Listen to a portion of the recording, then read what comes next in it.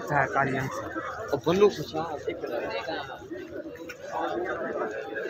बिस्मिल्लाहिर्रहमानिर्रहीम। ये देखें जी, मरकज साहिब आबाद दीर इनकी कटीन है और ये इनके रेट लिखे हुए हैं। देखिए गोश्त, कीमा, दाल वगैरह वगैरह। यहाँ से टोकन मिलता है, जो भी चीज़ आपको चाहिए यहाँ से आपको टोकन मिलेगा, पैसे दें और वो टोकन लें। उसके बाद आ जाता है ये यहाँ से फिर वो चीज़ें मिलती हैं जो चीज़ आपने खरीदनी है। ये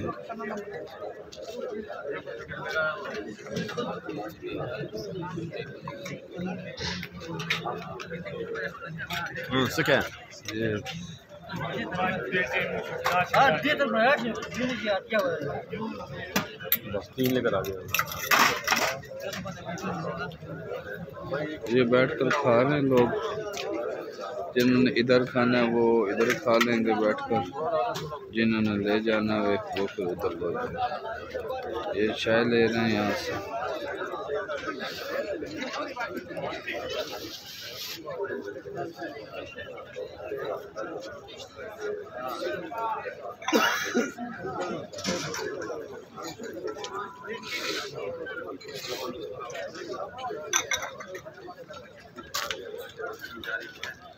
एक कंटेनर के साथ